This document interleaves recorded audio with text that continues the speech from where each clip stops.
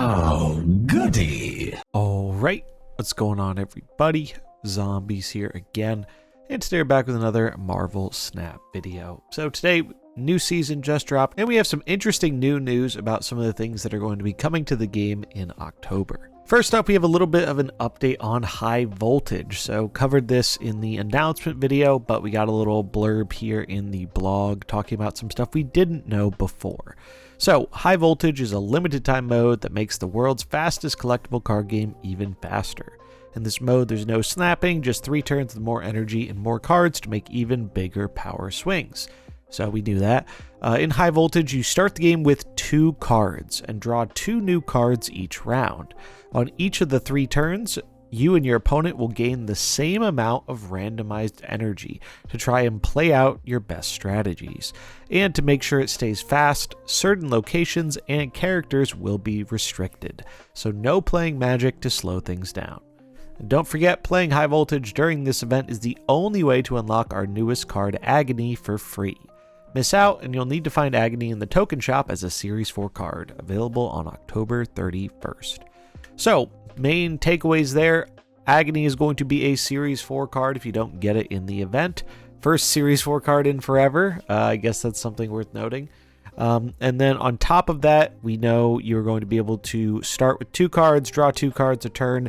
And with the energy thing, I think this does kind of soft confirm what we've seen in the video, where instead of gaining that +1 energy each turn and then getting a random energy, that amount of energy you get during each turn will be random and presumably stack. As we saw in the video, they got, I think, 10 energy at one point when they said you can only get 2 to 5 a turn. So it's basically changing that element of the game as well. So you can have tons more energy depending on how much random is each turn and what that stacks up to over time. And it's notable that they're not going to allow magic or other locations like that influence the game going longer. Small thing, but worth noting. The other big piece of news we have here is the Collector's Vault. So, new feature, Collector's Vault. Starting on October 24th, we're introducing a new shop feature that will give you the chance to acquire rare or exclusive bundle variants that you may have previously missed.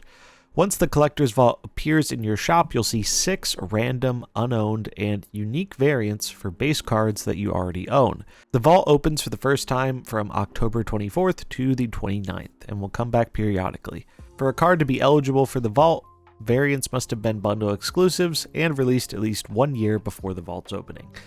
So basically, this is being handled somewhat like Spotlight caches are, where it's like, all right, you can get this exclusive cosmetic, but once a year has gone by, it is fair game to be resold through other means.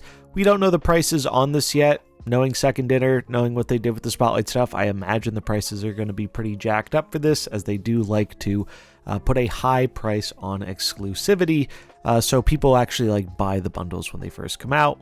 Not super surprising, but we'll find out more details about that soon. But it sounds like we're going to have 5 days of that, so if there was a bundle variant you really missed, whether it was before you were playing or you just weren't able to buy it at the time, maybe there's a chance you'll see it in the Collector's Vault. Very curious to hear what people think about this.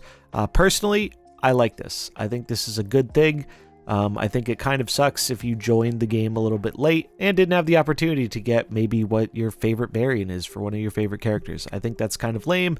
I think digital exclusivity is always kind of stupid, and I think more people owning these doesn't really devalue anyone who already does own them, though I know not everyone feels that way. That's just what I think about it. And the last piece of new news we have here is regarding Twitch drops. So we're actually getting 2 different Twitch drops during this month. The first of which is going to feature an exclusive variant for Spider-Man 2099.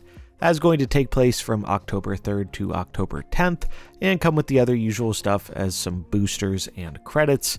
And then later on in the month, from the 18th to the 24th, there's going to be another one where it is a premium mystery variant, but slightly more credits, being 350 instead of 250, and 155 random boosters as opposed to the 65 specific ones. So A lot of interesting stuff happening in Snap this month.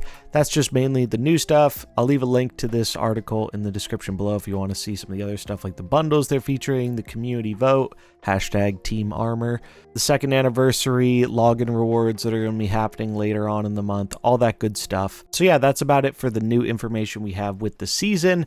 Main new takeaways from here being the collector's vault, as well as some more details about high voltage and the Twitch drops. But let me know what you think about all this in the comments below. I'd be curious to know, what is the thing you're excited for most this season, whether it's one of these new features, a new card, etc. I'd love to hear it. I'm aiming to have a season review coming out this week as well, in terms of giving just some general thoughts on which cards and weeks I think are the best overall, as well as covering the best decks for some of the new cards as we find them for Scream and Agent Venom. Also, quick shout out that I am doing Pokemon Pocket stuff as well. So I made a little community post about this, but figure I'd throw it in a video too. Pokemon Pocket dropped in New Zealand. It's the soft launch leading up to the full launch on October 30th. It's quite a fun card game. I'm enjoying it. I'm going to be streaming and doing content for it on my side channel. So if you're interested in taking a look at what that game has to offer, I'll have a link to that in the description below. But that's going to wrap it up for this one. I hope you enjoyed it. If you did, remember to like and subscribe, and I'll catch you in the next one. Peace.